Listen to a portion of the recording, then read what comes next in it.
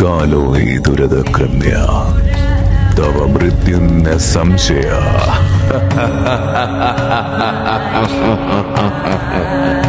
ത്രിത മഹർഷിയുടെ ശാപത്താൽ ശിലയാക്കപ്പെട്ട മായാവിയുടെ ശിരസിലേക്കാണ് ഭല്ലേരി മൂപ്പന്റെ ദുർമന്ത്രവാദങ്ങൾക്കായി അറക്കപ്പെട്ട ഐശ്വര്യച്ചിറക്കുള്ള കുക്കുടന്റെ ചുടുരക്തം വീണത്.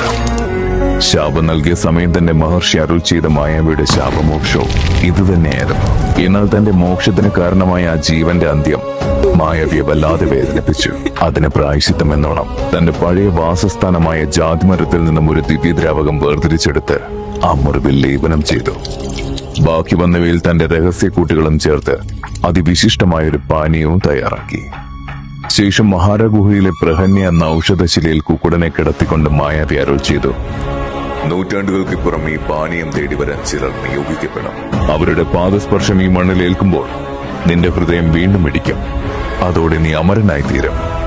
അന്ന് നിന്നെ ആദരിക്കുന്നവർക്ക് മാത്രമാവും എന്റെ ഈ ത്രിസപ്തതി വീര്യമുള്ള പാനീയം ലോകത്തിന് നൽകാൻ അധികാരമുണ്ടാവുക. അങ്ങനെ 1000 സംവത്സരങ്ങൾ പിന്നിട്ടു. ഗുഹയുടെ മറനീക്കി ആ വെളിച്ചമെത്തി. അതോടെ കുക്കുടന്റെ ശരീരത്തിൽ വീണ്ടും ജീവകണങ്ങൾ രൂപം കൊണ്ടു. ആ കണങ്ങളുടെ ഐശ്വര്യമെന്നോണം മായാവി കരുതി വെച്ച മഹാനിധി അവർക്ക് മുന്നിൽ കാലാനുസൃതമായ മാറ്റത്തോടെ ദൃശ്യമായി.